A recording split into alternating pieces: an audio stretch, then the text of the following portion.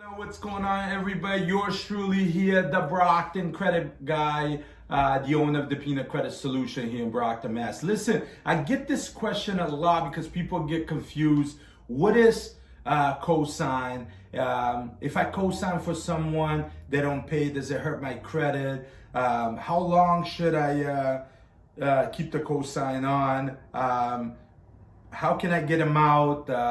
The different tips and tricks. So in this video, I'm going to give you that tips and tricks, what you need to do, and some housekeeping that you could get yourself ready for that. And also remember, grab my book on Amazon, Unlocking Your Credit, #1 new release book on financial sector, where I go more in depth, explain everything. I call it a little financial Bible where you can reference everything that you need about credit. Make sure you like the page, this video. Make sure you set the notification bell, like that notification. You can see every time I go live on here or post a video. Make sure you comment and share this with friends and family, right? And take a tour around the channel. But getting right into what cosign is, right? I'm gonna explain in the scenario. Say your sister or your brother walking in the dealership found a car that they love.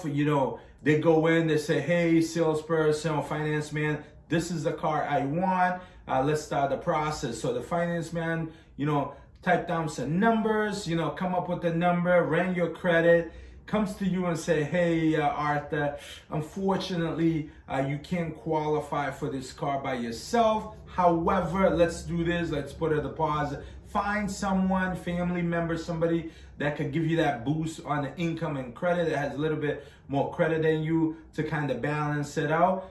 You could drive this car off the lot, So immediately you're like, "Hold on, my brother." So you call your brother said, "No problem, I'll meet you at the dealership." Goes to the dealership and say, "Where should I sign?" The finance man said, "Well, you can sign in the bottom, underneath Arthur," whatever the case is. The thing is, I want to explain to you guys that it doesn't matter where you sign. You can sign in the corner, in the bottom, in the back of that page, that P&S, whatever it is, that contract. You are basically telling the lender that both of you guys together, you guys are responsible 100% individually, right, for that debt. So basically, if they cannot get hold of me, for example, right, if they cannot get hold of me because I forgot to pay the bill, they will try to get hold of you, right? You're 100% responsible. You gotta pay the dues every month, right? Whatever the monthly payment is. If they cannot get hold of both of you guys, it passed the 30 days, they will report you negative on your credit report, and then both of you guys, it will affect your credit mutually. So I want to make sure, give you guys some tips and tricks, some housekeeping where you could do. My philosophy, my recommendation, you should never co-sign for anybody. Financial situation for everybody change, find other means and things like that to help the individual qualify solely for the credit. Probably they need extra $1,000. If you have it, lend it to them, hopefully you get it back. Probably they need to review their credit before they go into the dealership, pay down their credit card balances down to as low as possible, under 10%, in order to boost their score so they will qualify.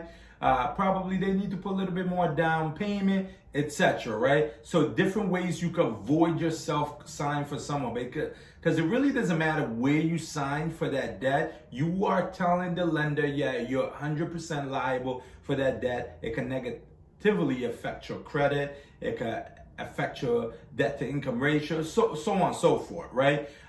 If you have to do that, a couple of measurements that you could take. One, I will probably put my name on the top or set a notification that to contact me first, because I'm so-called more responsible, because I took a chance to co-sign for you. I want to make sure if you don't pay for that debt, I want to make sure I get called before it gets reported to my credit. I will even go and extend that if the payment is due on the 10th, I want the payment to be done automatically on the 5th. If it cannot be done, probably if the first month it cannot be done, I probably will sacrifice, so you got to be prepared for that. Sacrifice, make a payment, have an arrangement with the person you sign and say, listen, I pay it, I need this paid back because it's going to affect my credit. And then have an exit plan.